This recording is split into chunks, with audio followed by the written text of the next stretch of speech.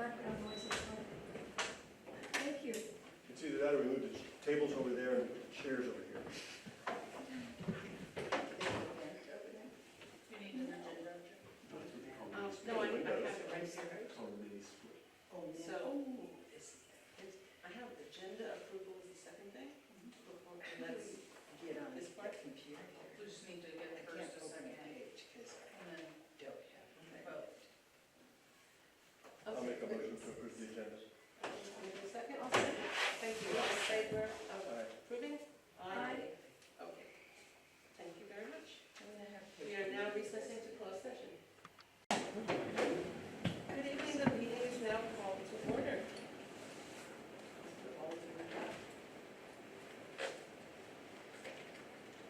So, we have the roll call. Mr. Beebe, you want to start the roll call? Is everybody here? Us? Everybody's here. All five trustees are here, yes. Trustee Nunes, Yes, trustee Gold, trustee King, Here. trustee McNeil, here. trustee Sukni. Here. Thank you. Now we have the agenda approval. No, we have the flag salute. I'm looking at the wrong thing.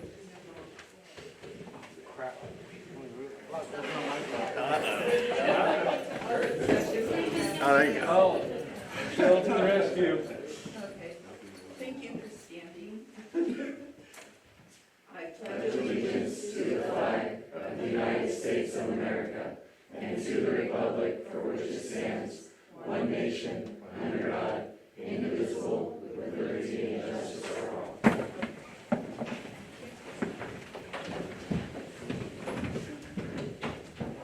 So, we have an informational annual ADA update.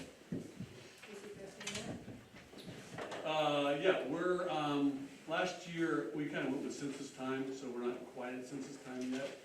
But we're roughly about 40 to 45 students higher than we were last year. That's a conservative number. I think we're a bit higher, to tell you the truth. But census day is until the second Tuesday in October, first Tuesday in October. But at similar times year to year, we're up.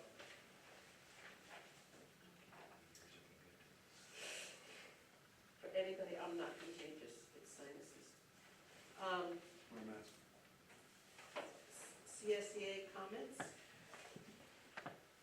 Heather was coming, but she couldn't. No comments at this time. Okay, thank you. Then we have WTA comments. Okay, I think I'll do it from right here without a podium. Right here. Oh. This podium over here? Oh, that's the mic, probably. First the flag, well, thank you, everybody, and thank you to everybody who made this room a reality. It's exciting to have a new place for our students and our newest students. So we're breaking new ground in that regard as well. So WT welcomes all our new members. They're going to come into this fold as it opens up. I want to highlight a couple things, but before I highlight these two programs that are off the ground this year, I wanted to just give a quick, I guess, check-in that we started the negotiations with our formula last Tuesday. Spent about an hour and a half reacquainting ourselves with each other and sharing what information we had and what our expectations were. And so it was a great meeting, and I want to thank everybody that was at that meeting. And look forward to moving forward, work on the formula language. There's other things in that, but not pertinent to today's discussion. I wanted to give a shout out to one of our newer counselors at our district, Abby Stevens, who works at Blossford Elementary School. She has brought in a new curriculum, and it's been really well received by the students and the staff there. She's paired children's books to each lesson for every grade level. Each teacher has their own set of books in the classroom. She's made badges for all the staff. They're plastic to go on the lanyards, and on that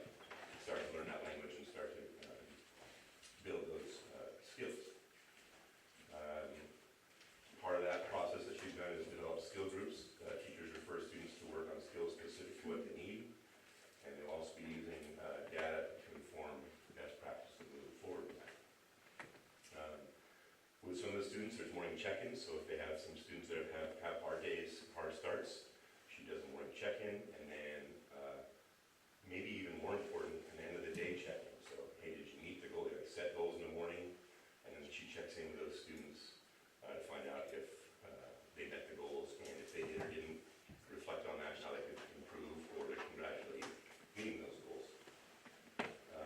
As a parent of kids that went through our district, really like this one title, which is called the Calm Club, and it's instead of in early morning recess, when sometimes people are getting aggravated before they even walk in the classroom, students are invited into the Calm Club, where they get positive reinforcement and a little bit extra guidance to start their day in a positive way. And she's also developed conflict resolution meetings with the students. So these are all things, from my perspective as a high school teacher, I love that it's happening at this lower level. Those skill sets will be something that carry on all the way throughout their career at Willits Unified School District. And I'm really excited that that program is off the ground, and the amount of work, I know she put in an incredible amount of work over the summer, building those kits in those boxes, so they all relate, all the children's books relate to those skill sets. So if Johnny or Susie does X, Y, or Z, there's actually a book that relates to how you can learn from it. So thank you to Abby Stevens and all of Blosser, of course, because that is definitely a team effort. But Abby Stevens is doing a good job of leading that charge. So thank you. The other exciting thing, and again, I'm kind of veer toward the younger group this meeting, but I think that they're both very valuable to discuss and realize that we're moving forward with. Something I've been very excited about implementing a long time, and with Mr. Beebe and board's backup, and where's Mr. Ludwig? Raise your hand, Mr. Ludwig. Mr. Ludwig is championing it this year, and that is a mentor writing program. And so the students of greatly different ages, a group of high school students is traveling to Brookside Monday, Wednesday, Thursday, and Friday to lead reading groups, work one-on-one with struggling or unmotivated readers, and to engage in other activities and strategies that will strengthen literacy across the board. Dana Eves provided Brandon with materials needed to teach high school students workplace standards and professionalism. Diane Johnson took valuable time to provide materials to Brandon to give high school students a crash course on building literacy skills with beginning readers, and took a class period to provide the high school mentors with foundational knowledge and eye-opening activities to further coach the mentors to success. Diane and Kathy Crossman have worked closely with Brandon to coordinate the program, including scheduling events on the Brookside end and finding willing teacher participants. At least 10 Brookside teachers have invited the high school reading mentors into their classroom. Other benefits include creating a potential homegrown teacher para-educator pipeline, which I think is a fantastic plan, and the potential of creating, and helping students establish connections to big kids who like to read, and potentially helping to improve attendance at both school sites. Thank you, Superintendent Beebe, and members of the board for your support in making this program happen. It's really exciting that the students that are involved in it, from my end, when I see them, is definitely a diverse group. And I already heard two quotes. One is from one of our athletes, is also in the program, and he said, "Man, I go over there, and it's like I'm a god." And he is. He's a god of it, because he's a role model. He's someone that kids look up to, and he's enthusiastic. And reading between the lines, the thing that is important to me is building confidence in himself. And so I see this program, it won't be an overnight program, but I think you get these kids and these young kids that are more motivated to read because of their older peers. But secondarily, we've got our older group of kids that may or may not leave our community, who will be the next group that are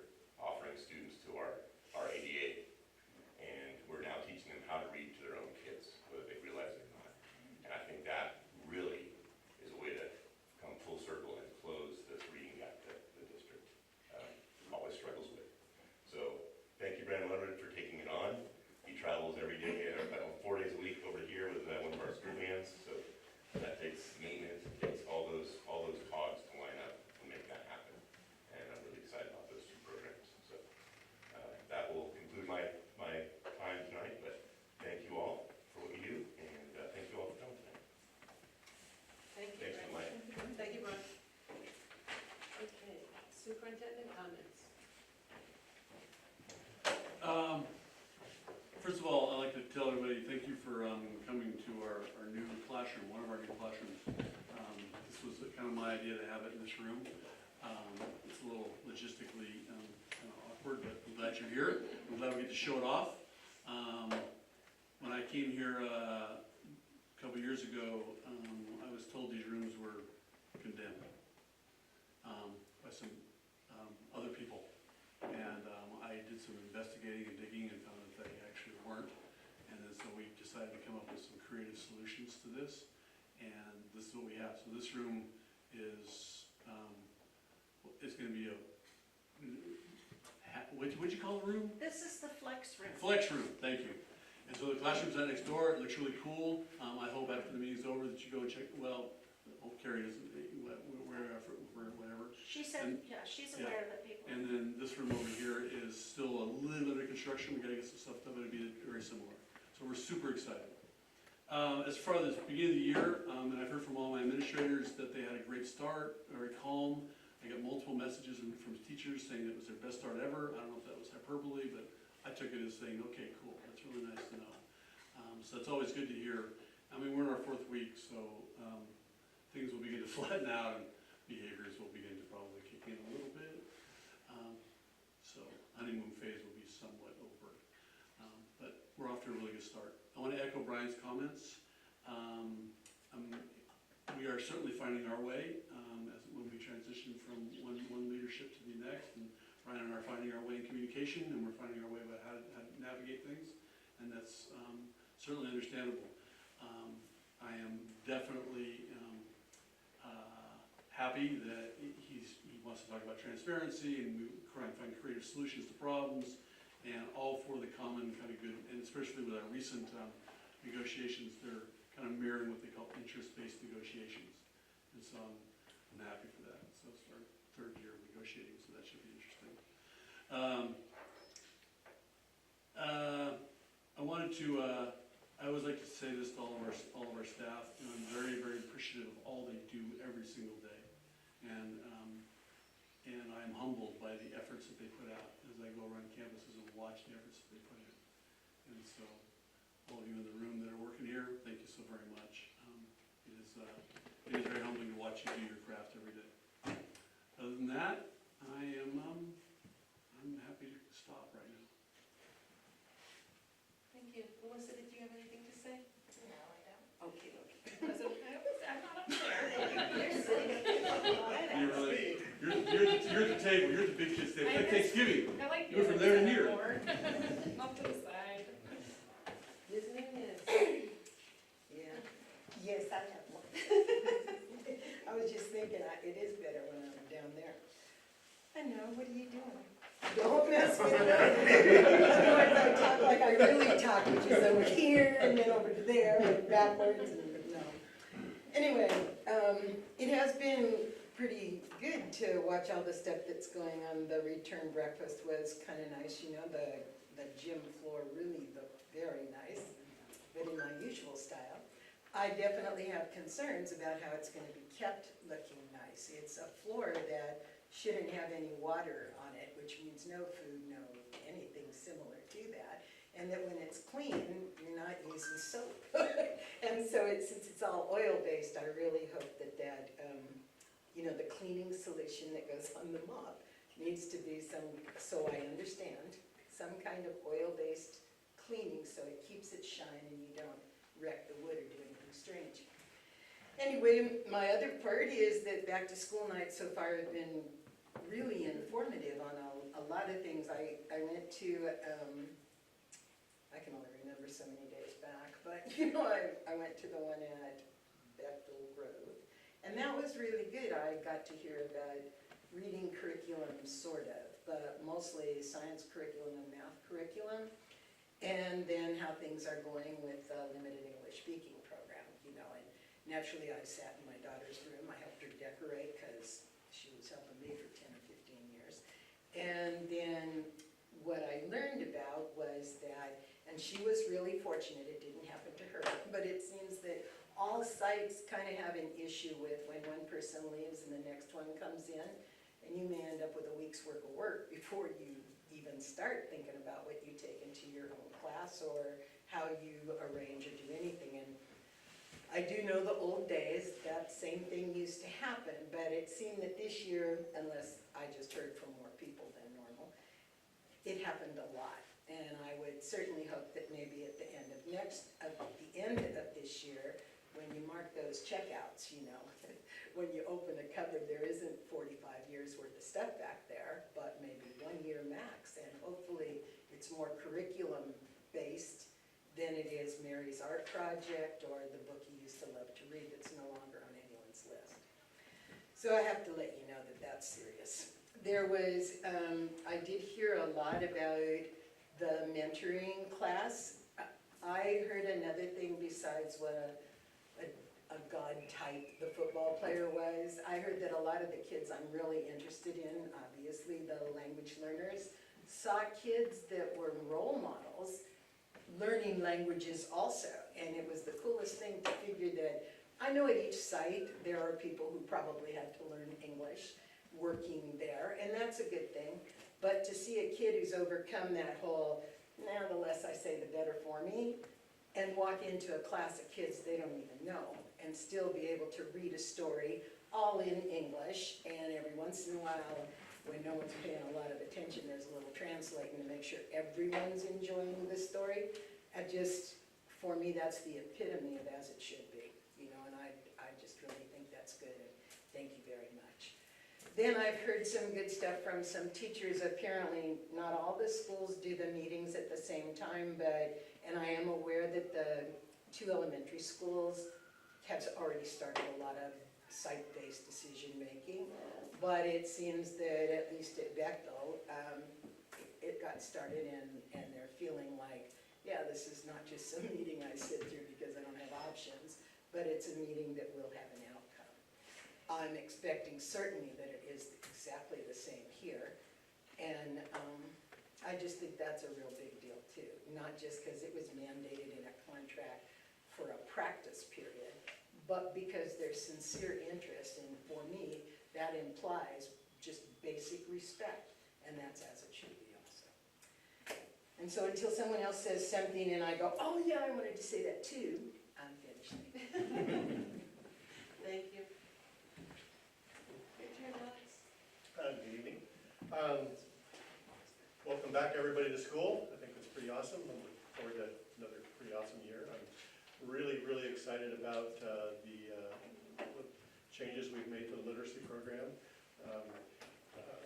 Dr. Crossman was saying that she's very, very hopeful and thinks it's off to a great start. Thank you so much to all of you that have a hand in that. It's, as I've said many times before, you guys just got to tell us what you need, and we will try to find you the tools so that you can do your jobs and make a significant impact. Brian and I've talked about this on and off for years in trying to make something like this come to fruition, and it's finally starting to grow legs, and I can't tell you how excited I am about it. It's just amazing.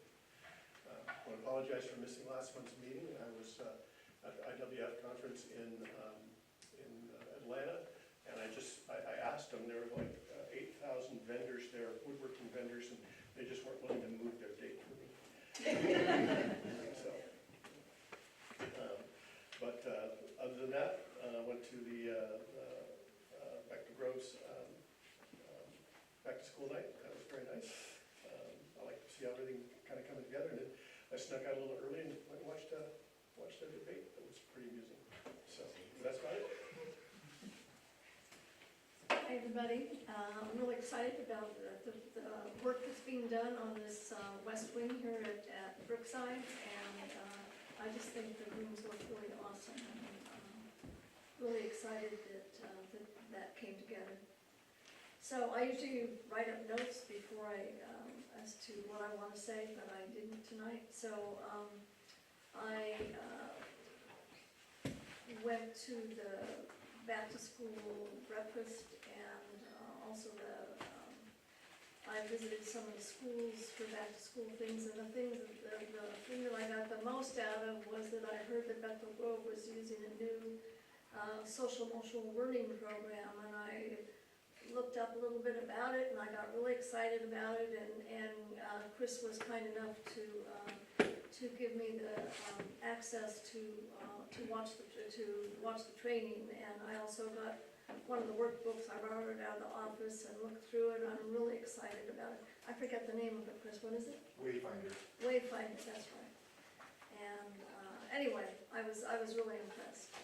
So, and I'm really appreciative of what Brian said about Abby Stevens. I spent a lot of time at Gloucester, and I've had a lot of opportunity to interact with Abby and to watch her on campus, and she's a wonderful presence for those kids, just wonderful. She invited me into, I was interested in what she does for when a kid gets in trouble and what gets referred to her, and so she sat down with me for about an hour and talked about what she does, and at the back to school night, she spoke to the parents about the counseling program, and she handed out a brochure, and in the brochure, I believe it's in the brochure, but somehow I picked up that she has communicated to parents, maybe through Class Dojo or whatever, is that if a student has had a really hard time for some reason at home, that the parent can text her, just needs care. They don't have to say why or what happened, or they don't have to say the dad got arrested or whatever. They don't have to say, they just said needs care. And she'll know that that student needs some extra care that day at school. And anyway, and I can't think of anything else I want to say right now, so thanks. Thank you. Diane? Yeah, welcome back for the 24-25 school year, and it was nice to see Willits High School at that breakfast that morning. I missed the high school soccer game that first week, but I made it up with the JV girls, JVs and varsity volleyball with Upper Lake. And then I attended the Blosser Lane back to school night, was well attended with the students, the parents and grandparents when we were there, and a lot of school board members were there as well. What was it, on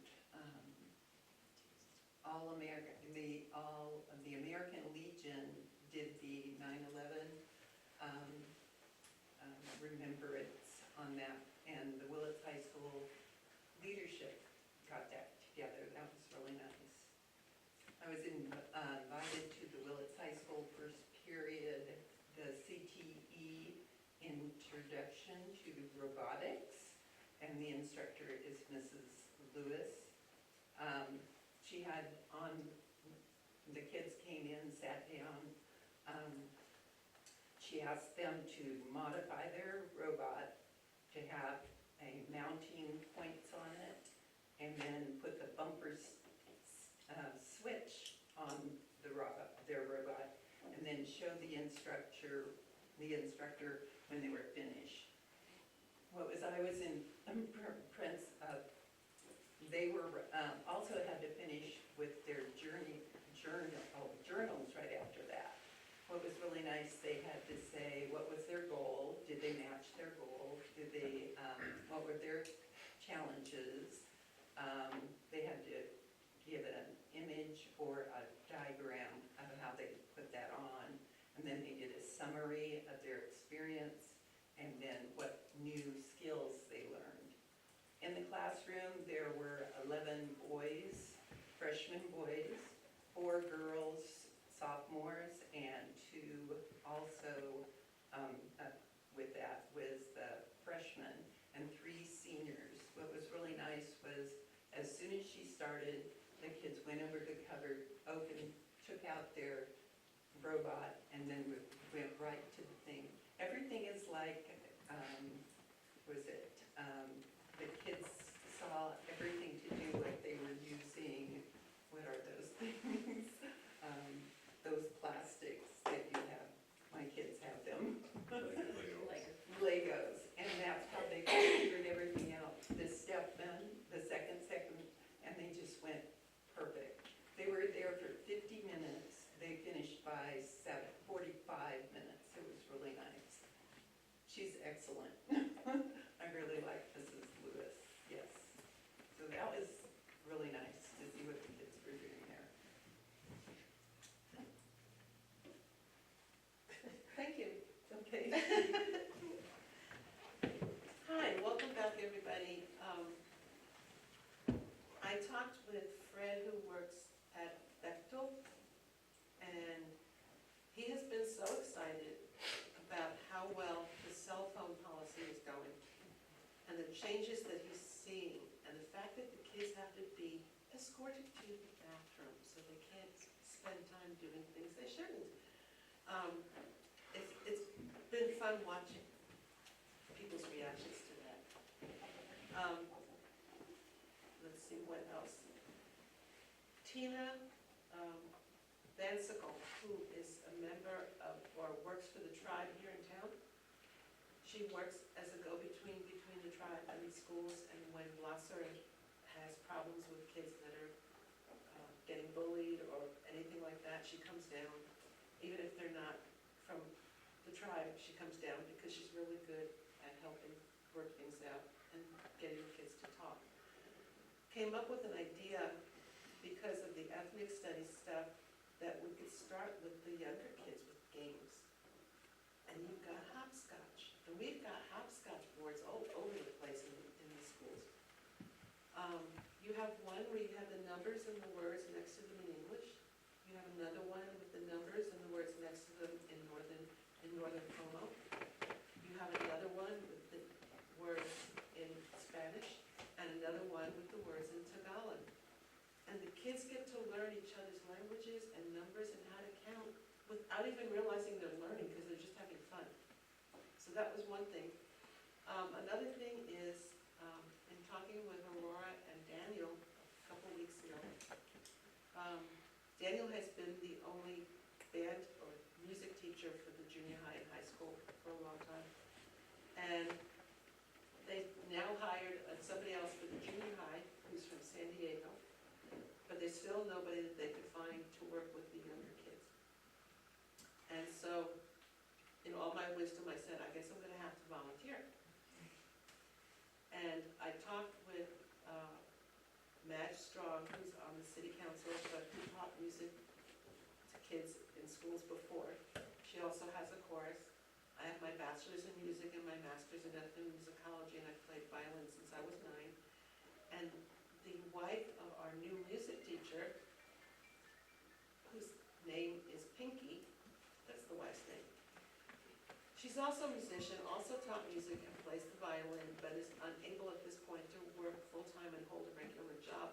So the three of us are working on putting together a program for the 2 elementary schools where we will volunteer and go in several times a week. And we're getting, Pinky's husband is letting us use his lesson plans that he had from all the years he did that. And we've gotten other information through all of New York City, Neal Institute of Music, where they have online programs for teachers to use, and they have videos, and they have lesson plans, and they have all the materials that you need. So we're hoping to begin that sometime between the end of November and probably closer to the semester, the new semester in the spring. So that's what I got to say. Excuse me. All of us, I think, I saw over at Sherwood nearly, and we forgot to tell you. It looked outstanding there last night, and all the benches and everything. I mean, the whole place painted was, the office was painted.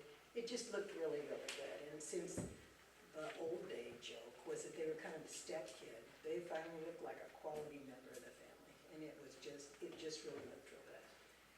And I forgot all sorts of stuff, but that one was especially important. Thank you for that. Yeah. You were over there. Okay, so we now have a 5-minute break. That's what I would do. Yeah. I'll wait for you to get to these. I don't know this thing. Thank you. Okay, thank you all for coming back. We now have public comment.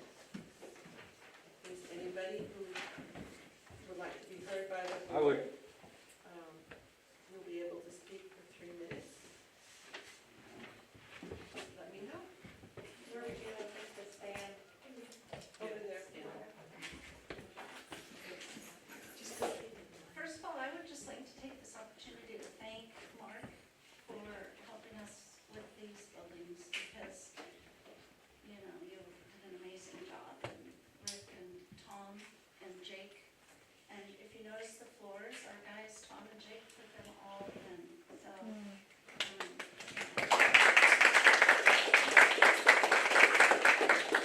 but anyway, Mark really the spearheading and you really got it off the ground and we appreciate it. I know we've been promised classrooms for a really long time and you came in and just did it, so thank you. You're welcome. Much deserved, well deserved. I just had one thing to say. Okay, tell us your name. My name is Tom Harvey, Thank you. maintenance, MECCA. But I also wanted to recognize Patrick Lane for retirement. His last working day was on the 6th, so this is our first week without him now. He's been missed, but 23 years working for the district, so I just wanted to be able to recognize him. Thank you.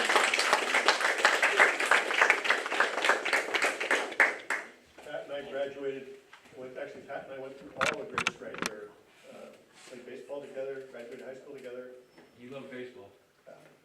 His dad was our baseball coach when we were kids. Oh, wow. His son Drew was my son's favorite, best friend in high school, so.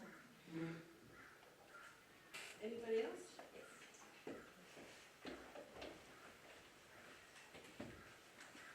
Tell us your name. Right. Good evening, my name is Sabrina Rodriguez. I come before you as a concerned member of the community. I recently learned that myself and all the other members, with the exception of one, on the Bond Oversight Committee have been dismissed without notice or any sense of appreciation. Apparently, after asking many questions as a member of the committee, the superintendent decided to replace us. I have spoken to almost all the committee members. Most were shocked upon learning this, as was I. I served on the school board during the cleanup of the last bond. I was extremely concerned about supporting the second bond. I attended all meetings before I submitted an application to the committee and agreed to serve. Citing from the district's own documents, the Bond Oversight Committee must have at least 7, but not more than 11 members. No employee or official of the school may serve. The committee must meet 1 time per year. It is estimated the committee will meet 6 times per year.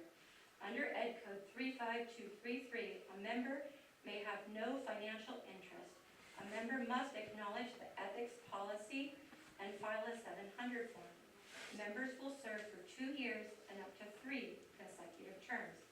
The committee met, having a quorum February 2021, April 2021, attempted June 2021 with no quorum, attempted January 2022 with no quorum, and finally met May 2022, at which time I was appointed after having attended all meetings and saw no quorum for 2 months, for 2 years and 2 months.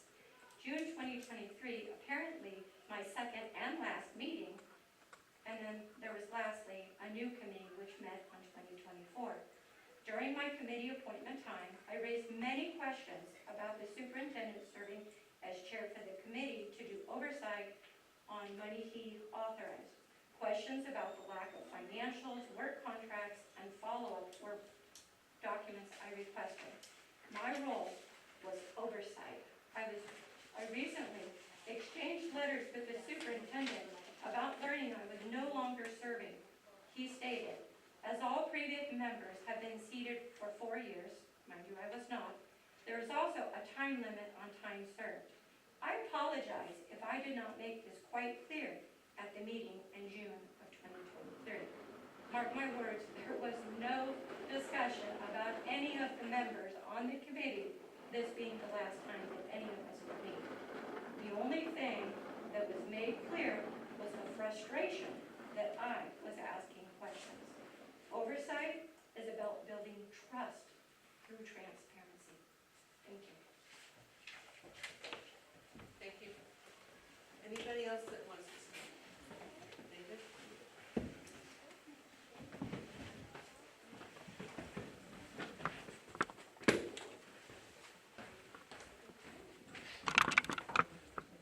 Good afternoon, I'm David Wilton, retired teacher.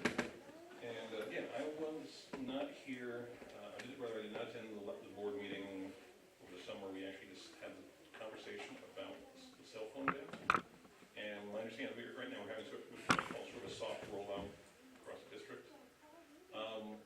I would like to encourage more efforts to try and garner parent buy-in. I think in a lot of cases, having explained to the parents the importance of actually having a classroom without cell phones needs to be made clear. And also, I understand there is not currently a board policy. It's really been discussed, but nothing's been formally decided on.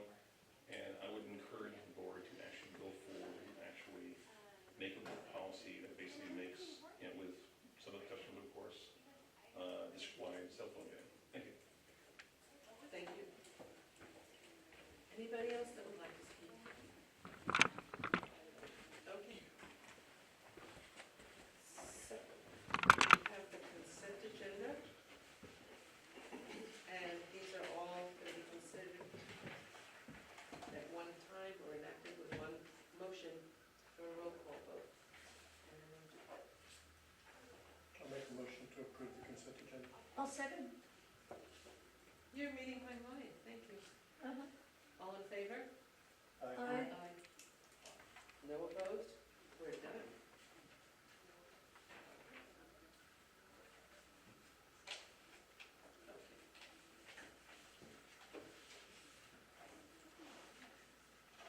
Okay. At your back to school, I believe I overheard you, you have something scheduled with the cell phone policy? Yeah, September 29th, we're having a parent information night.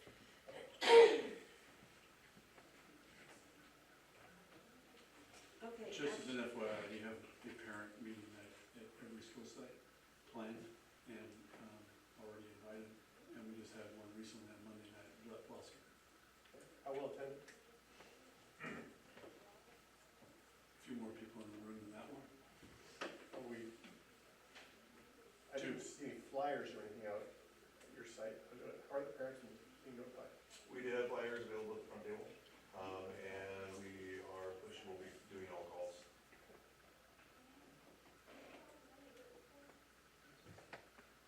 It was done the 23rd, it's the 29th. I believe ours is the 29th. Oh, I thought it was the high school on the 29th, Bethel. I just got a flyer, I misread it. Would that be on the website? Yeah, it's on the. The 23rd. 23rd. Oh, okay, it's just. I have other stuff important than 29th, so. Yeah. I'm sorry.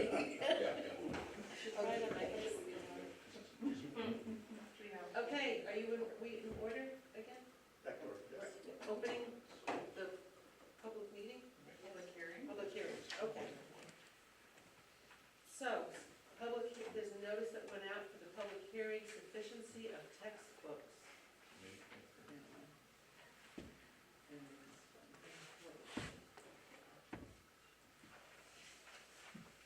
And then we have approval of resolution 2024/25, sufficiency of instructional materials.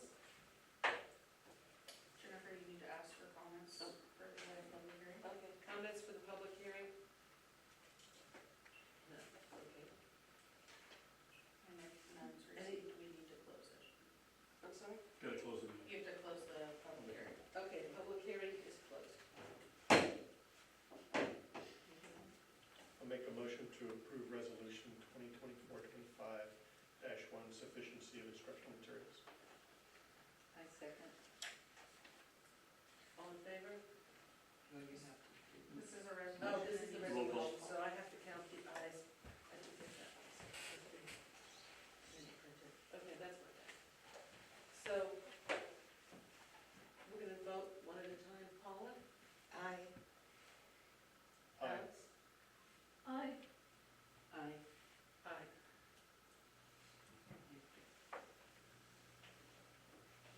Okay, and then we sign that later. You need to also say. There were 5 people saying aye. It passed. Yeah, the- All right. E, approval of resolution 2024-25-2, conflict of interest. Here it is. And the same thing.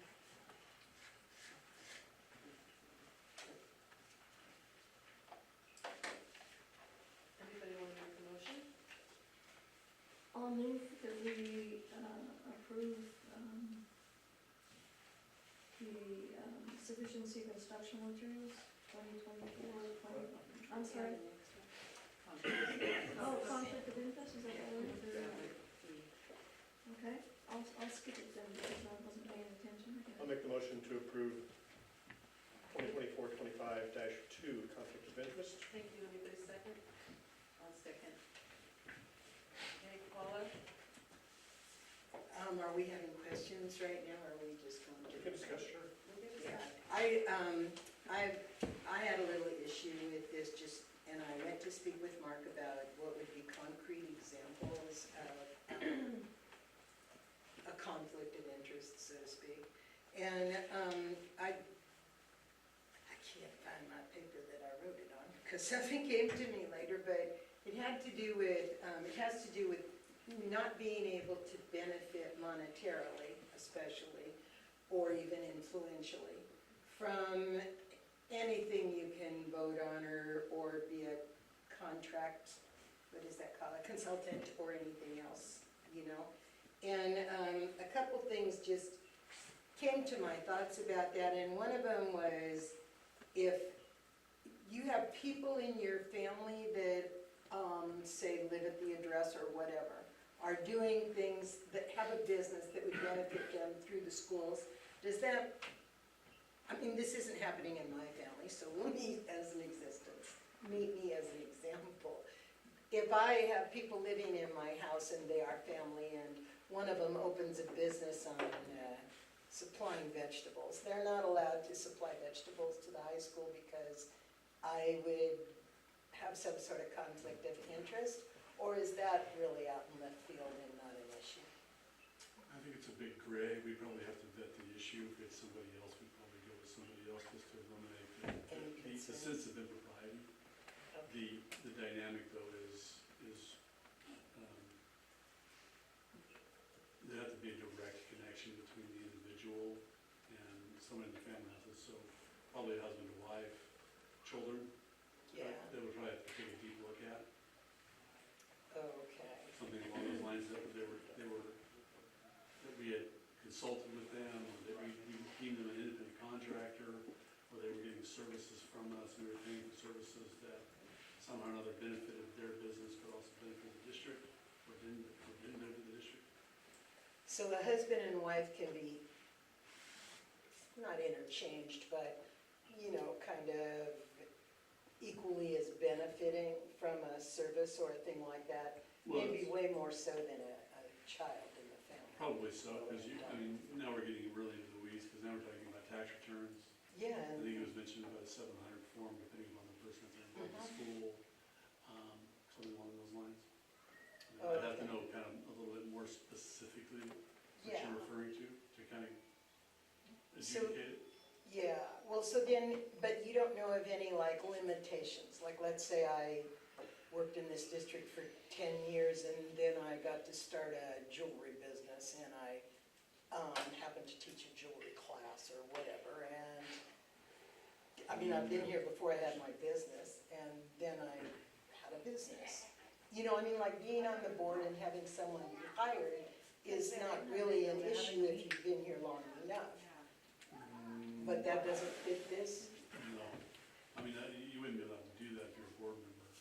Mhm. If you couldn't start a business and that's Kind of like being a board member and being an employee of the district, you can't do it. Yeah, but if I were not a board member and I was a teacher. Ex-teacher, sure. Okay, X, so long as I was X, it wasn't. You wouldn't be able to financially benefit from whatever you're doing in the classroom. Right, okay. I heard that there may be gray areas and I just wanted more parameters. You wouldn't be able to That's tell what I everybody, would you wouldn't be able to tell your students they have to go buy jewelry supplies from your jewelry store in order Exactly. to work. Do you want extra take your class. credit? No. Okay. We actually have I'll somebody, be there. if he doesn't mind, we have actually a couple people in the room that I can make a direct example of. So I know. we have so- one person in the room who used to be a pool cleaner. Uh-huh. I couldn't hire that person to clean our pool while he was working for Willits Unified. Okay. But probably I could hire him during the summertime when he wasn't, well, I guess he's still getting a paycheck. But you could What if direct they him to were- clean the You pool. could direct, there you go. What if they became an independent consultant of pool cleaning? Is that a little too? I think what you're gonna get into is you're gonna get double dipping. Yeah, That's gonna be the ultimate thing, is you're gonna get paid by two different financial streams that you can't do in California. okay. Now, That's now close. that particular person's significant other, if they had the pool company, That's, but again, that's what you're talking about, that's somebody who could be benefiting based upon the proximity of their relationship. okay. So again, it's great. I do want to say that I know we had to take that ethics training at the beginning of the school year along with the Keenan training, but it was very generic towards any elected position in the state of California. I found it not very helpful, but the California School Board Association has an online training coming up on October 10th, a virtual training. It's a 3-hour training, and I know it would be, I don't have to take it, but I was thinking of taking it because it would be specific to school board members. And that interests me, is to take a ethics training that's specific to school board members. So anyway, I just thought I'd bring that up, that it's Thursday, October 10th, and it's online, so. Well, you can share any of those situations with me, if I can't answer it, which one about legal? Okay. Legal tell. Yeah, I just heard it a little bit and I wanted to. Are we ready to vote? Sure. Public comment? Yes. Okay.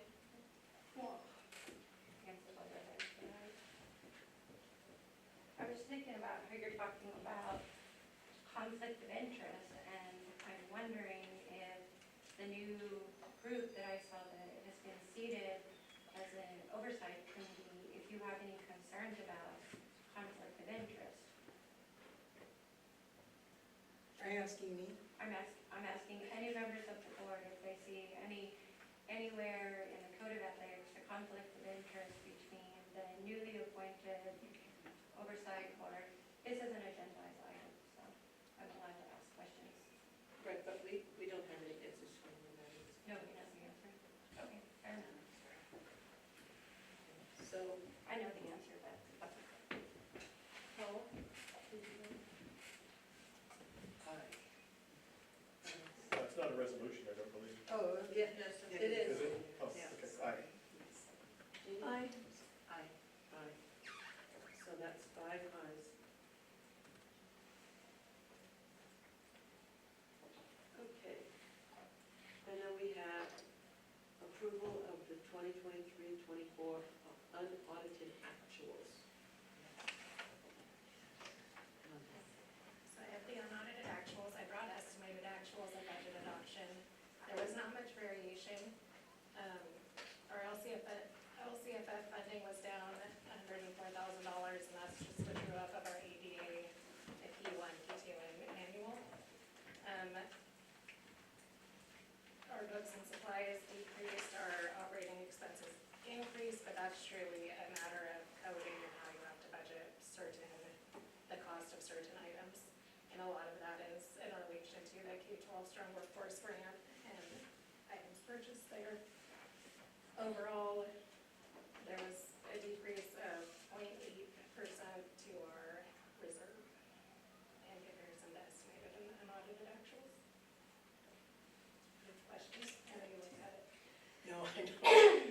That's another, I went to go see Melissa, and as usual, I appreciate your explanations. I was pleased to see that the unaudited actual said 9.48 instead of the 8-something it was when things finished last year in the estimate of what was gonna happen. And so, even though there's a almost 1% drop, it's not, it's not anything that is going to make anybody's mindset that we're at 8 change, because basically we are, and that's good. Okay, so anybody want to make a motion? I'll move that we accept the unaudited actuals and say thank you. You did really well. I'll second. Thank you. All in favor? Aye. Passed unanimously. I do want to commend Melissa for her wonderful attempts to communicate clearly about budgetary matters that she understands real well, but she's communicating to us who don't have that depth of understanding that she does, because that's not our area of expertise. And she does a wonderful job of trying to explain it, and the changes, and what things mean, and what terminology. Anyway, I really appreciate Melissa. So, Thank you for that. Okay, next is G, approval of the intent to employ Jane Campbell or Jenny Campbell, moderate to severe special ed certificated teacher from Brookside Elementary School with a provisional internship permit. I'll make the motion to approve. I'll second. All in favor? Aye. Aye. Although, Opposed? Okay. Thank you.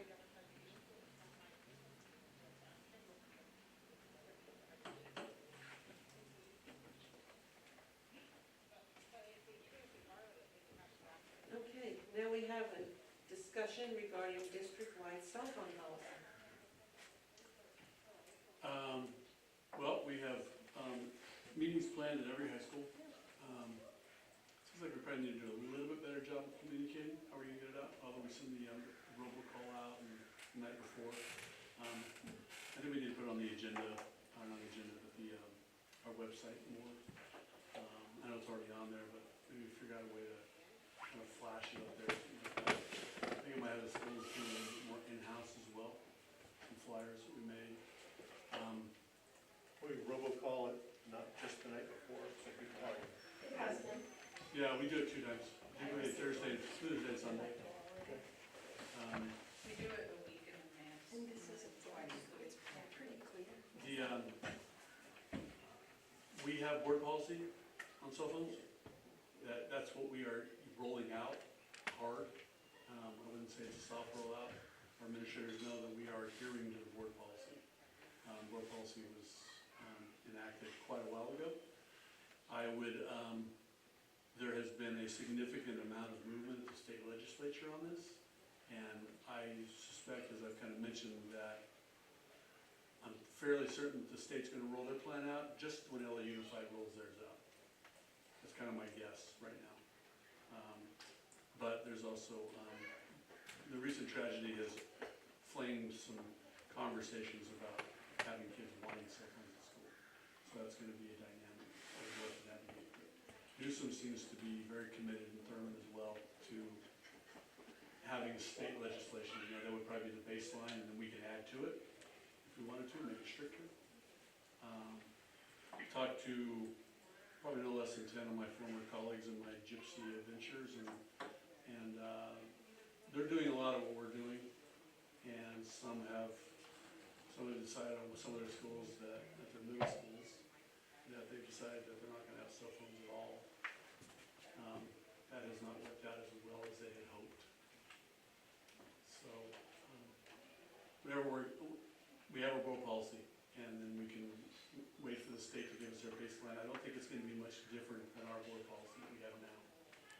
I really don't. So, we'll go from there, we can parent input.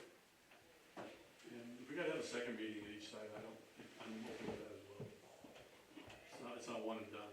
I want the discussion to continue and thrive. had two parents. And it was a really good conversation, by the way. Don't get me wrong, there was only two parents there, but the conversation was robust, and it was about an hour and a half. And we had a lengthy conversation about their concerns, and we took some good notes out of it, had some good ideas for us to potentially implement. Have you considered inviting law enforcement to those meetings? No, I have not. Again? I think it's Sure. they'll provide a perspective that might be valuable, and it might help parents understand. Maybe fire too, huh? Hey, police station.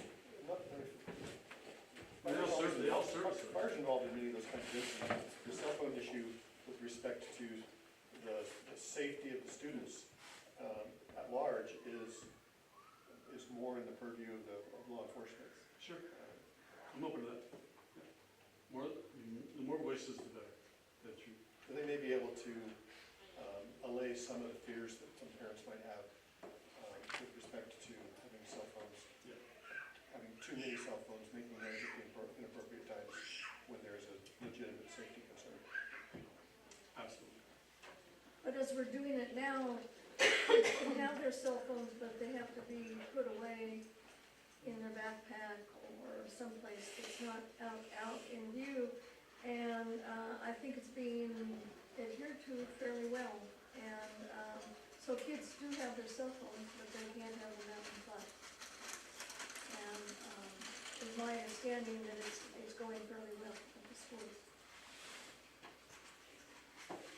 And I want to say that during the time that I was sitting in the cafeteria or the multi-purpose room at Bethel Grove, waiting for the back-to-school night presentation to start, I was watching parents and watching students sitting waiting for things to start, and I only saw one person with their cell phone out. They weren't just sitting there looking at their phones, they were interacting together, they were talking to each other, they were, it was a nice thing, and I only saw, it was interesting, because I went into one classroom where, I think it was a grandparent, their cell phone rang, and they answered it in the class while the teacher was making the presentation, and was talking while the teacher was making the presentation, so the adult didn't have a clue, so. Anyway. So I'm curious about, like this flyer for Bethel talks about parent and guardian discussion, but I understand at the town meeting, there were students who spoke, they were high school age, but still, is that something that would be modified on maybe your, thinking that you might send out flyer, that would be kind of modified? I mean, junior high, I don't always trust those kids to think things through, but high school, no offense, of course, but high school, you usually hope would kind of start getting that idea kind of built into their heads. And I just wondered, because, I don't know, some remarks I heard from the people at that town meeting, I guess, whatever kind of meeting it was, but it was community-based. Excuse me, they really thought that the kids had a lot of good input.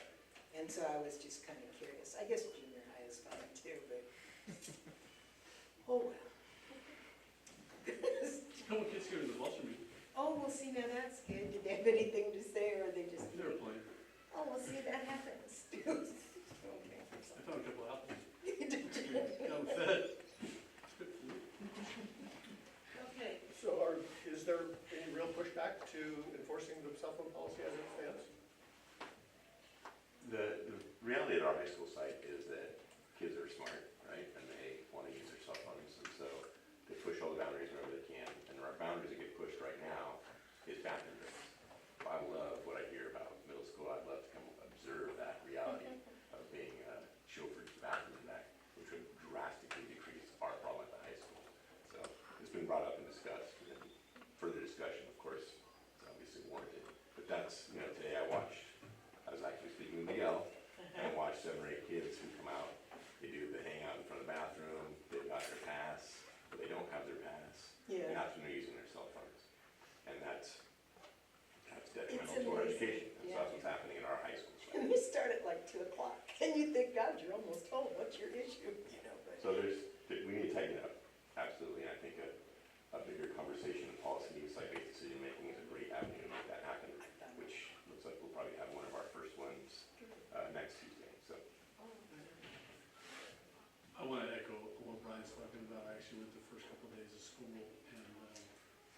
walked around a corner, students go to the bathroom, and forgot their phone, they actually put it away when they saw me, which I'm surprised at, because I don't view myself as that intimidating, ever. But, I mean, the high school is going to be one of the more difficult platforms, because for 30 minutes a day, they're gonna go off campus. And we can't control that. And so it's gonna be, behavior modification usually takes about 24 to 30 hours to adjust a human being. And so it's, but I agree with Brian, and you just, if you can tighten up as much at the site, I think they're on the right path. I think they're on the right path. We were always, this was never going to happen overnight, but I think we're definitely on the right path. I actually was in Mr. Ludwig's class, and students came into his class, and they automatically went over and put it in the sleeve, and he reminded a couple that they probably shouldn't have their cell phone with the superintendent of the class, which I was very impressed by. And they went and put it away. So, I mean, it's gonna be that constant behavior modification of getting them to understand this is what we're in.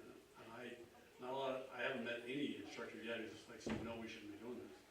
We're all on board. It's just getting to that point where we got the kids on the ship with us. So, we're not gonna stop. Is everybody putting up a sleeve that they can put their cell phones into? We have not at the middle school. Is it universal across the high school, for example? We started that about 3 years ago, coming back out of COVID. I think everybody had the opportunity to have one. Most classrooms have it. It's a good tool if you get a kid who's using it, right? You've seen them do it. If you don't want to be super hard on music, put it in the pouch and it stays in the pouch. Right, it drives them nuts all period. But a better tactic from my perspective is you see it. If you're nice, you ignore it. If you're not, make it a real boundary. It goes to the office. So, but I might be a little bit harder than that. I think that what things that I've read strongly suggest to, not just to get parent buy-in, but to get student buy-in too, so that they understand through education, through class discussions, what the problems are with cell phones. So it's not just a top-down, adult-to-kid decision. The kids come to understand what the problem is, so. We have an idea about that. I think that we should, I haven't talked to my administrators about this yet, to filter down to talk about some teacher buy-in, but, I mean, there's so much research about this that we probably need to be talking about it in classes as a unit, or even as a lesson plan a couple times.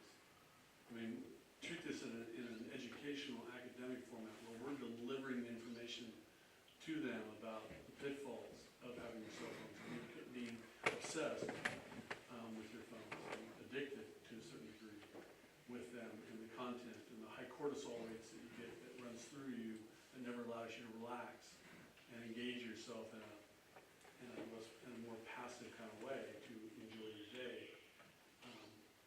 And even to take that a little bit further is maybe having some parent workshops where we can express to them, this is what we know, this is why we're doing this. I'm a big why guy, so I think that's one of our next steps for all you site leaders. So, There's curriculum, Mark, Yes. a program called Common Sense Media that has tons of those resources. It would just easily, There's about 500 of them. Yeah. So as I'm finding It's out there, yep. Yeah. So, I'm curious, you say you use the pouches, what is it like in between classes when they've got their cell phones, I'm guessing? Is there mostly head buried in the phone, or is there a little more contact and communication? I really don't know how. under our current board policy, students are allowed to use their phones during passing. Right, But and so, that's equity on 2 levels. It's middle school and high school. San Diego Vegas too. So I'm curious, what's the scene like, basically? Like, what do people on campuses observe students doing? You mean by using them during their passing time, right? Right, versus having face-to-face interactions. I'll say as a parent, one of my kids has hers off, keeps it off all day. The other one calls me sometimes when she shouldn't call me, and there's that. Something to evaluate. This is a work in progress, very much something to evaluate.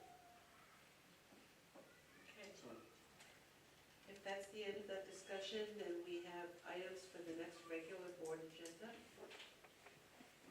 I had a discussion with Mr. Beebe recently about the age of this campus and the Bechtel Grove campus, not to mention the high school. And the fact that at some point in the future, these campuses will need to be replaced.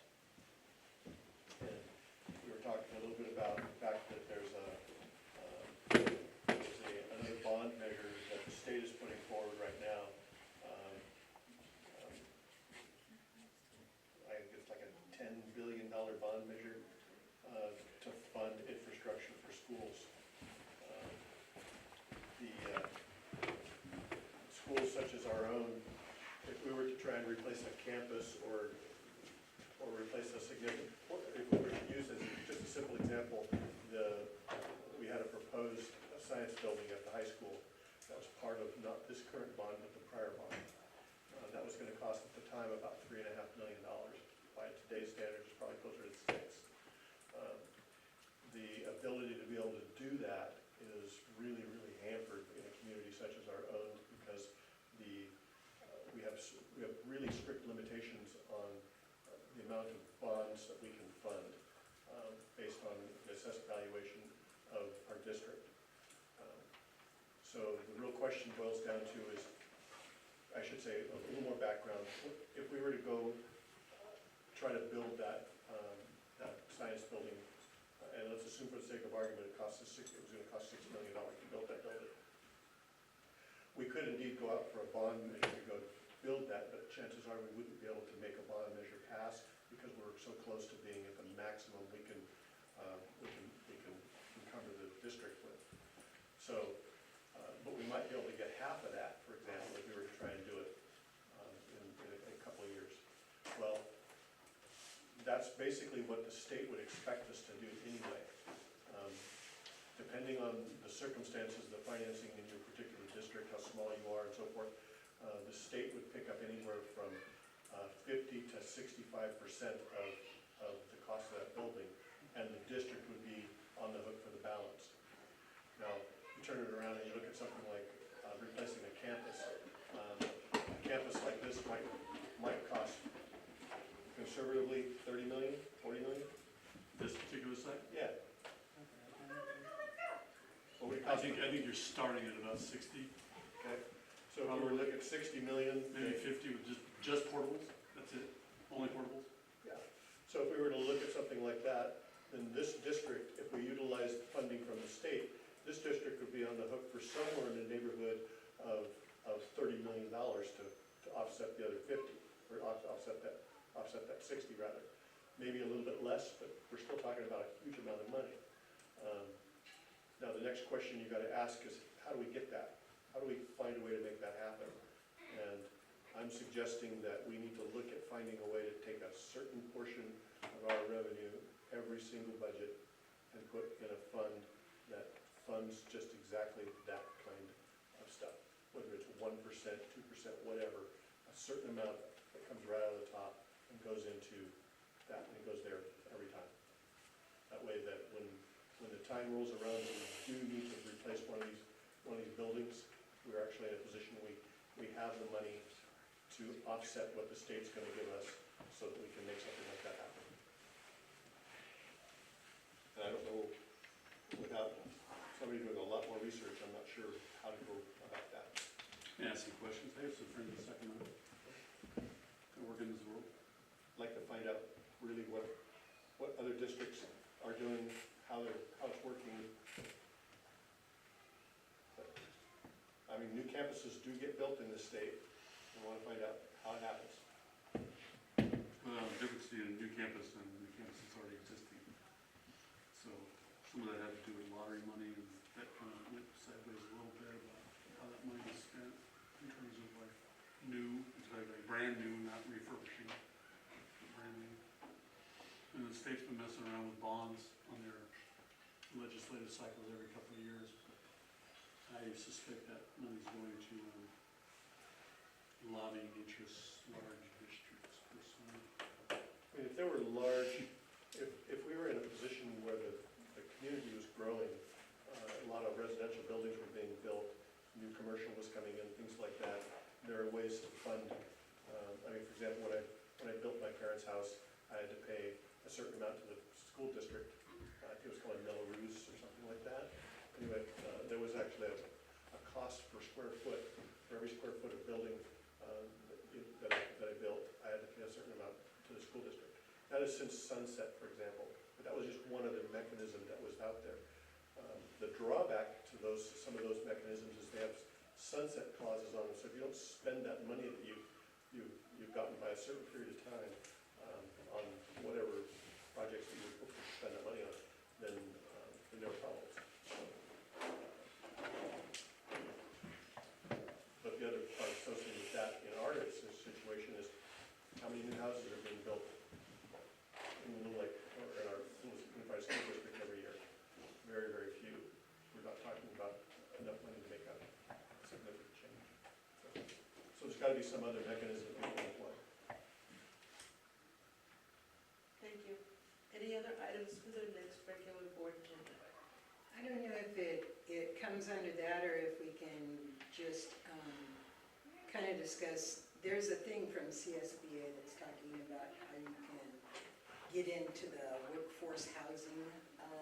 It's a workshop, I'm sure you guys know about it, but just in case, next board meeting will be too late to do anything in particular since you have to register for the state of the deal by the 18th, but, you know, it's on my radar call. Oh, okay, that was Yeah. all. What was the name of it? It's called the Education Workshop Housing. It's the 2025 Education Workforce Housing Workshop Series. It doesn't say where it's happening. I mean, at 1 minute, it sounded like it was happening in Los Angeles, somewhere down there. But then it says you send your information to a place in West Sacramento.